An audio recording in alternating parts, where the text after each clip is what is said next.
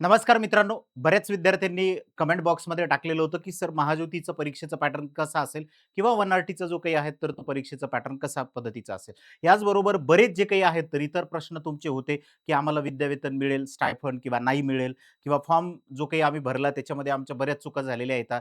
तर हे जे काही तुमचे प्रश्न होते, या सगळ्या प्रश्नांची जे उत्तरं आहेत तुम्हाला, तर या व्हिडिओमध्ये इथं मिळणार आहे. तर पहिल्यांदा आपण यामध्ये सगळे जेवढे काही परीक्षा महाज्योती आणि 1RTच्या अंतर्गत होतात, तर यांचा परीक्षेचा एक्झॅक्ट पॅटर्न कशा पद्धतीचा असतो, तर तो अगोदर आपण या ठिकाणी इथं समजून घेऊया. तर बघा आता, की यू-पी-एस-सीचा जो काही सिलेबस आहे, जे विद्यार्थी यू-पी-एस-सीची तयारी करतात, त्यांच्यासाठीचा जो काही कॉमन सिलेबस या ठिकाणी इथं देण्यात आलेला आहे, तर त्याच पद्धतीचा सिलेबस जो काही आहे, तर जनरली तुम्हाला या ठिकाणी इथं देण्यात आलेलं आहे. बरं, क्वेश्चन किती असतात या ठिकाणी, तर 100 क्वेश्चन राहतात. एम-सी-क्यूज बेस जी काही तर ती परीक्षा राहते. इंग्लिश आणि मराठी अशा दोन्ही पण लँग्वेजमध्ये जे काही तर ते क्वेश्चन या ठिकाणी देण्यात आलेले असतात आणि टोटल जे काही मार्क आहेत, तर ते किती राहतात, तर 100 मार्क राहतात या ठिकाणी आणि 100 पैकी जो काही आपला कट ऑफ आहे, तर तो त्या ठिकाणी तिथे लागतो आणि मेरिटच्या बेसवरती जे काही आहेत, तर तुमची निवड त्या ठिकाणी तिथं होते आणि मेरिटच्या बेसवरती तुमची निवड झाल्याच्या नंतर तुम्हाला संस्था जे काही आहेत, तर त्या 1RT किंवा महाज्योतीकडून देण्यात जातात. तुम्हाला त्या ठिकाणी संस्था निवडीचं ऑप्शन येत नसेल फॉर्ममध्ये. त्याचं कारण असं आहे, की महाज्योती किंवा 1RT हे स्वतः जे काही संस्था आहेत, तर त्या विद्यार्थ्यांना त्या ठिकाणी तिथे देतात. मग त्यानंतर जर बघितलं, तर ही जी काही सी आहे, तर कशा पद्धतीची होईल? ऑनलाईन होईल का ऑफलाईन होईल? ही ऑनलाईन पद्धतीने जी काही आहे, तरी परीक्षा कंडक्ट करण्यात येईल. बरं, आमचं परीक्षेचं सेंटर कुठं राहील सर? तुमचा जो काही जिल्हा असेल, त्या जिल्ह्याच्या ठिकाणी जे काही तर तुमचं परीक्षेचं सेंटर असण्याची जास्तीत जास्त जे काही तर ते शक्यता आहे किंवा तुम्ही जो काही तुमचा सध्याचा कम्युनिकेशन ॲड्रेस टाकलेला आहे, तर ते जो जिल्हा असेल, तर त्या जिल्ह्यामध्ये तुमची जी काही परीक्षा आहे, तर ती होण्याची शक्यता आहे. ओके. आता याच्याबद्दलचं जे काही तर ते सगळं काही 1RT आणि महाज्योतीच्या हाती आहे.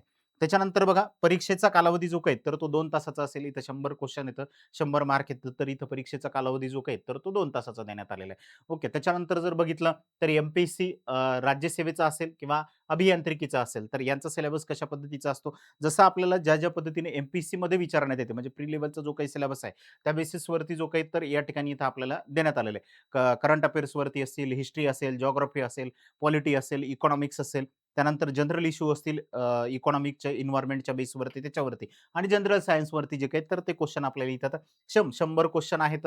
इंग्लिश आणि मराठीमध्ये पेपर होईल. एम-सी-क्यूज बेसवरती जो काही तर तो पेपर असेल आणि 100 मार्क असतील. इथे सुद्धा 2 तासाचा जो काही आहे तर तो टायमिंग आहे आणि ही परीक्षा कशी होईल तर ऑनलाईन स्वरूपाची जी काही तर परीक्षा या ठिकाणी इथं असणार आहे. पण याच्यासाठी एक सगळ्यात महत्त्वाची गोष्ट आहे, की इथे कुठेच निगेटिव्ह मार्किंग जे काही तर तुम्हाला तिथे देण्यात आलेलं नाही. म्हणजे तुम्हाला एखादा प्रश्न जमला नाही, तुम्ही त्याचं उत्तर दिलं, तर तुमचे मार्क त्या ठिकाणी तिथे कट होणार नाहीत.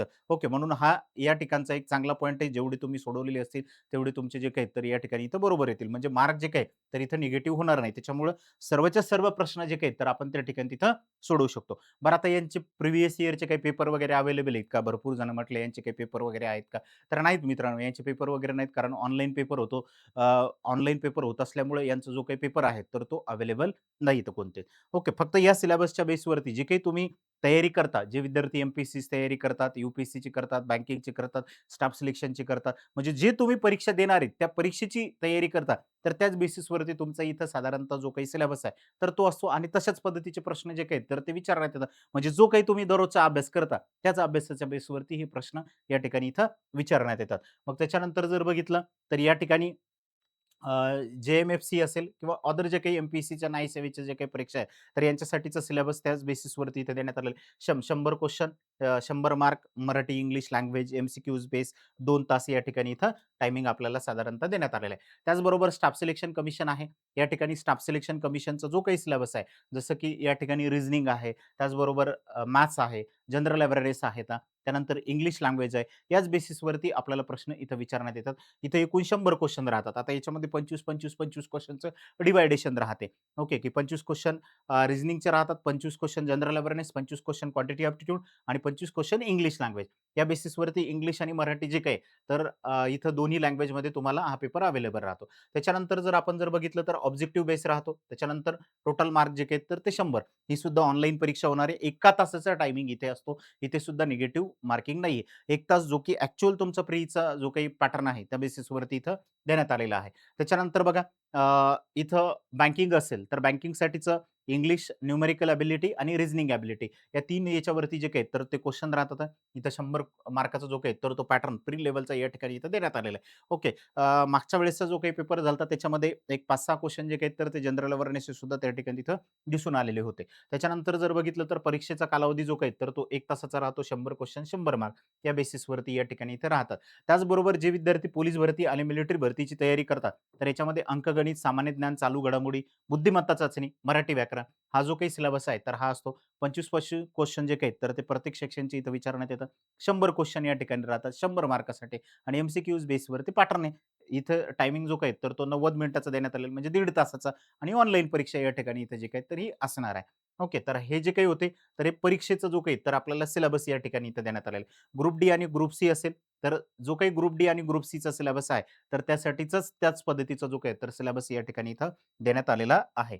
तर त्याच्यानंतर टेट असेल, जे विद्यार्थी टी-ई-टी असेल किंवा टेट असेल याची तयारी करतात आहे, तर त्या विद्यार्थ्यांसाठी सुद्धा त्याच बेसिसवरती जो काही तर तो सिलेबस या ठिकाणी इथं असणार आहे. जे आपले सब्जेक्ट टी-ए-आय-टीला येतात, तर त्याच सब्जेक्टच्या बेसवरती जे काही तर हा सिलेबस आपल्याला इथे देण्यात आलेला आहे. म्हणजे की इथं आपलं मानसशास्त्र असेल, त्यानंतर language first English, language second Marathi, mathematics त्यानंतर एन्व्हायर्नमेंटल स्टडीज या बेसिसवरती जे काही तर हे क्वेशन आपल्याला इथं विचारण्यात येतात. आता भरपूर जणांचे जे काही तुमचे कॉमन प्रश्न होते, त्या कॉमन प्रश्नाकडे आता आपण इथं येऊया. मग कॉमन प्रश्नांमध्ये काय होतं, परीक्षा ऑनलाईन स्वरूपात असेल का? आत्ताच सांगितलं अगोदर, की परीक्षा ही कशी होणार आहे, की ऑनलाईन स्वरूपात होणार आहे. ओके, आम्ही परीक्षा घरी बसून देऊ शकतो का? नाही मित्रांनो, तुम्हाला सेंटर दिल्या जाईल महाज्योती आणि वनआरटीकडून. त्या सेंटरवरती जाऊन जे काही तर तुम्हाला परीक्षा द्यावी लागेल. तिथं प्रॉपर टायमिंग, डेट वगैरे जे काही देतील त्या पद्धतीनं जे काही तर आपल्याला इथं परीक्षा द्यावी लागेल. त्यानंतर परीक्षा केंद्र जिल्ह्याच्या ठिकाणी या ठिकाणी देण्यात येईल किंवा तुम्ही जो काही तुमचा कम्युनिकेशन ॲड्रेस टाकलेला आहे चा जो कोणता जिल्हा असेल तर त्याच्या आसपासचं तुम्हाला सेंटर देण्यात येईल.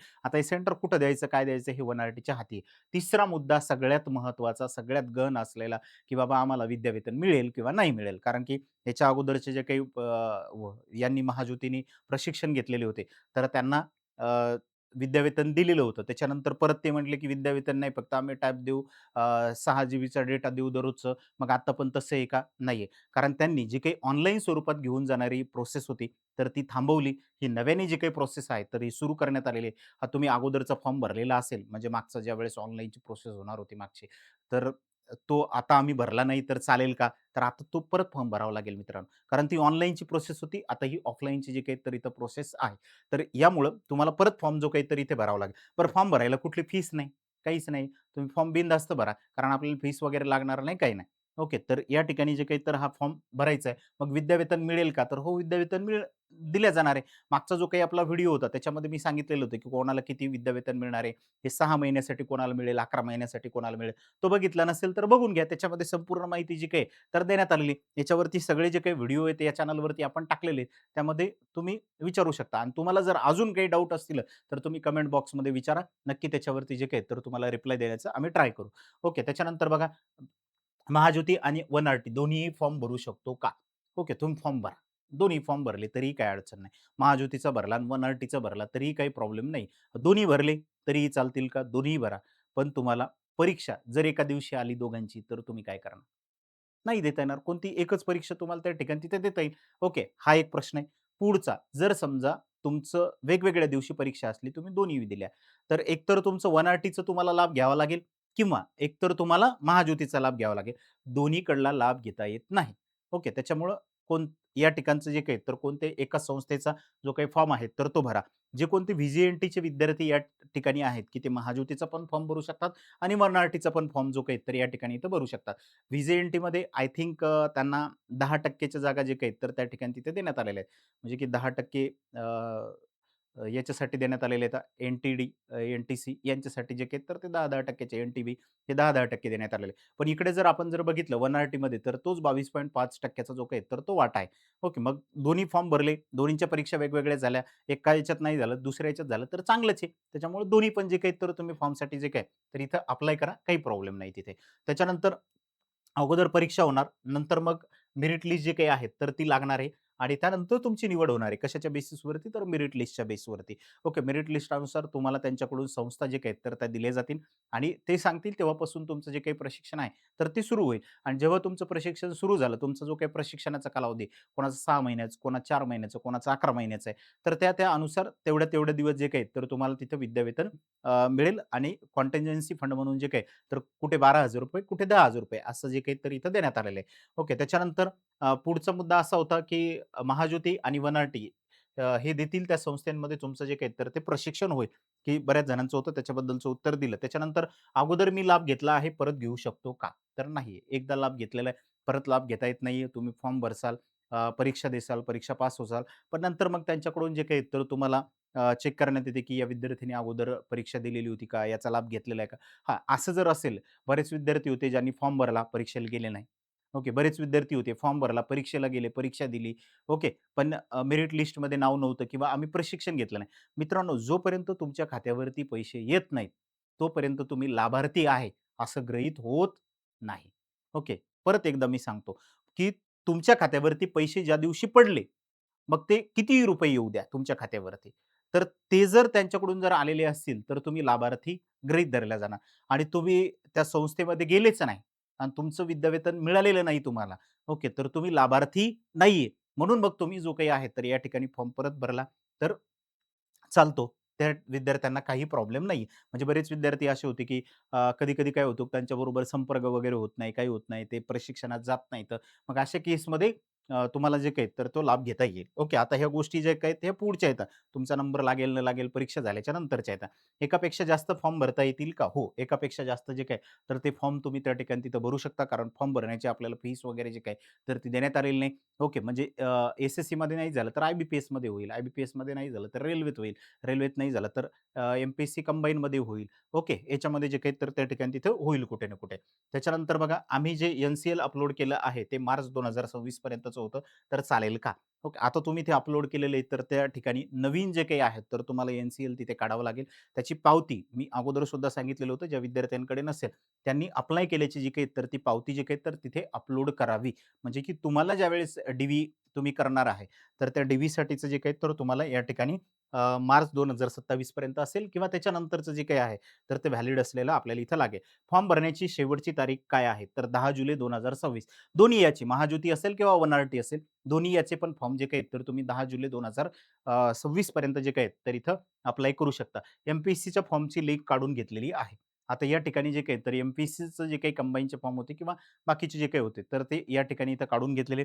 मी तुम्हाला पहिलेच सांगितलेलं होतं, हे सगळे अधिकार जे काही हे महाज्योती आणि वन-आर-टीकडे आहेत. ती ॲडव्हर्टाइजमेंट सुरू ठेवायची का ती बंद करायची, तिच्यात काय-काय बदल करायचे ओके, ज्या काही गोष्टी असतील त्या कोणाच्या अधीन होत्या, तर महाज्योती आणि वन-आर-टीच्या जे काही आहेत, तर त्या अधीन येतात. अजूनही लक्षात ठेवा, याच्यात काही जरी बदल करायचे असतील ना, तर त्या संस्थांच्या जे काही आहेत, तर ते अधीन आहेत. तर त्याच्यामध्ये जे काही आहेत, तर त्या कधीही बदल जे काही आहेत, तर इथं करू शकतात. आता ही परीक्षा कधी होईल, काय होईल याच्याबद्दलच्या अपडेट त्या देणार आहेत.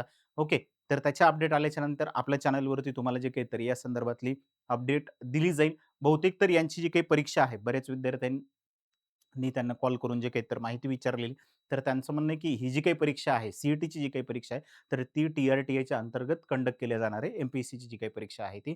त्याच्यामुळे जे काही तर सध्याची ही जी काही ॲडव्हर्टाइजमेंट आहे, तर ही काढून घेण्यात आलेली आहे. ओके, तर याचं त्यांनी उत्तर या ठिकाणी इथं दिलेलं आहे. तर बाकीचे जे काही फॉर्म आहेत, तोपर्यंत तुम्ही ते भरा. ओके. बाकीचे जे काही फॉर्म असतील तुम्ही ते जे काही तर त्या ठिकाणी तिथं भरू शकता. त्याची परीक्षा द्या. याची ॲडव्हर्टाइजमेंट आल्याच्यानंतर मग आपण यासाठी जे काही आहे, तर त्याची माहिती तुम्हाला देऊ आणि तुम्ही तो सुद्धा जो काही फॉर्म आहे, तर तो अप्लाय करू शकता. तुमचे अजून जे काही प्रश्न असतील, तर ते तुम्हाला विचारायचे असतील, तर खाली कमेंट बॉक्समध्ये विचारा. जास्तीत जास्त मित्रांपर्यंत हा व्हिडिओ शेअर करा. जेणेकरून त्यांना सुद्धा जे काही डाऊट असतील, ते त्यांचे या ठिकाणचे जे काही तर ते क्लिअर होतील. धन्यवाद.